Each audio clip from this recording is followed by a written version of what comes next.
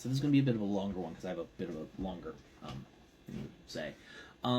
This comment is partially correct. I don't disagree with it. I just think there are colorable aspects of things that I want that also feed into this. Firstly, just to address this, yeah, absolutely. If they were able to spend 5 years on a Pokemon game, it would be a much higher polish. There would be much more content. It would be much more optimized.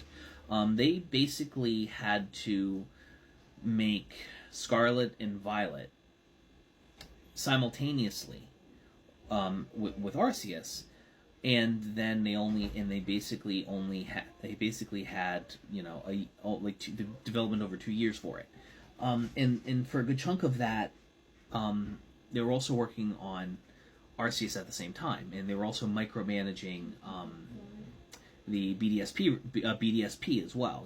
One of the big things about the studio that made it, despite it being a gorgeous looking game and having the cute art style it did, Game Freak very much limited what they were able to do. They had a very much more Scarlet and Violet-y type of idea that they wanted to make, but they couldn't because Game Freak said no. The next aspect that I want to talk about is something I talked about in a previous video, which I think was kind of talked about here, is that Game Freak, like I said in a previous video, has still some of the most talented pixel artists in the world. Just the best pixel artists in the world went to Game Freak. Granted, many of them were Japanese because so would be, but there's, like I said, there's a reason why the expressiveness of the Pokemon and the characters and the world just felt so alive, even though it was ostensibly a 2D pixel art game. The other thing, the last thing is how big of a game Pokemon is. You have to remember that Pikachu is the second most recognizable fictional character in the world. Pokemon is probably one of the most profitable franchises in the world. I think it routinely outmakes Call of Duty. It like in both merchandise and sales.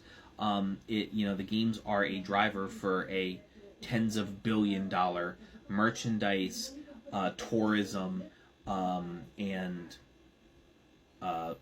cart and trading card business. The Creatures Inc., which handles all of that, is a multi-billion-dollar business. That employs tens of thousands of people. So when you have the mainline Pokemon games being the drivers of this intellectual property, obviously, it's, we already live in a world where, people don't necessarily take risks anymore. People don't, movie studios very much just rehash old things because they know it's worked in the past and they don't want to try their hand at anything new.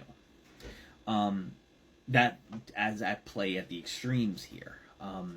Pokemon Scarlet and Violet absolutely were a departure from previous games, but it took them having to troubleshoot through Shield, try some new things with Isles of Armor, refine it further with the Crown Tundra, and experiment with different mechanics with Pokemon Legends Arceus, and they incorporated a lot of the things that were good about those four pieces of content, and they left a lot of things by the wayside. And we got Scarlet and Violet, which is ostensibly the best mainline Pokemon game we've had that is in 3D. Obviously, the story in Generation 7 was better presented ostensibly than how it was presented in Generation 9, but ostensibly for Scarlet and Violet, I personally, I don't know about you guys, spent more time playing Scarlet and Violet. I played that game for 2 weeks. I normally would play. I finished Omega Ruby Alpha Sapphire in 16 hours, and I loved Omega Ruby Alpha Sapphire. But I was an Emerald kid, So, functionally, at the end of the day, Pokemon Legends is going to be where Game Freak flexes, tries new things with the Pokemon battling, catching systems. I wouldn't be surprised if there were some aspects of past games of Arceus that are not going to make an appearance. Obviously, Mega Evolution is going to come back. I'm curious to see if they're going to do a sort of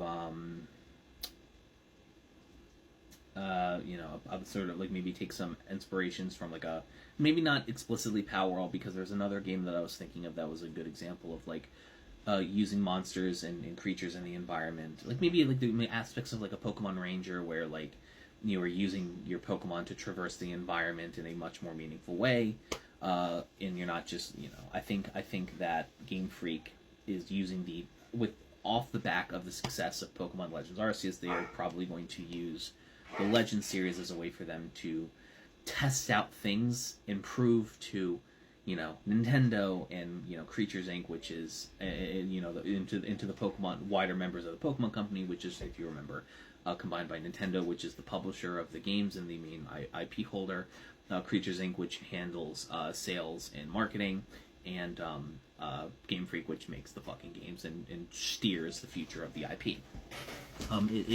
The Legends series will allow Game Freak to try new things and show the other core members of the Pokemon Company, this trifecta of three separate companies, that these things that they're doing, players actually were receptive to, people wanted to play, and fundamentally at the end of the day, Pokemon games are going to sell well. It's Pokemon. It's going to sell well, no matter what. It's recognizable. Parents will buy it for their kids on Christmas because fuck it, it's Pokemon. They'll like it. I know people like Pokemon. It's for children. Go for it. And then like nerds like me are going to buy and play it regardless. I bought the season pass the moment it was announced. I still haven't fucking touched the Teal Mask because can't fucking be bothered. I probably will do it on stream just to incentivize myself to actually get through it, because as far as I can see, the Indigo disc is actually pretty fucking cool. So I want to get there first, but I need to get through Teal Mask first. But all that is to say, thusly, there's a lot of reasons why Pokemon feels stagnant. It, especially in like with with the most recent releases, it feels like they're trying new things and it's feeling a little bit more alive. Objectively, the games between Pokemon lives and dies by its gimmicks. That's the saying I've always said. Pokemon lives and dies by its gimmicks. What can you do outside of the core gameplay loop that makes you stick around and want to engage with the game? That is what makes Pokemon big. That is what makes a Pokemon game remembered fondly for people. Do you remember, yeah, you might remember Pokemon Platinum, and you might remember, the battling with Cynthia, but I'm pretty sure you might think fondly about all the time you spent fucking around and, trying to get Rotom in the old chateau, the Pokewalk system in the Ghost Gym City, contests, the battle resort and survival area, the mansion you get in Platinum where you can decorate, the underground, all of the ways that you can just fuck around and have fun and give yourself an excuse to continue existing in this magical world that we adore. That's one of the things that I think Pokemon has kind of like failed to kind of like manifest.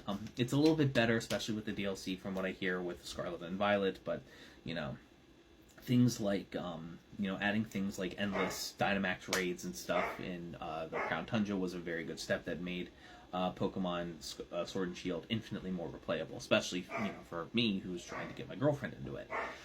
So yeah, by and large, I feel like this question is completely this statement is completely valid.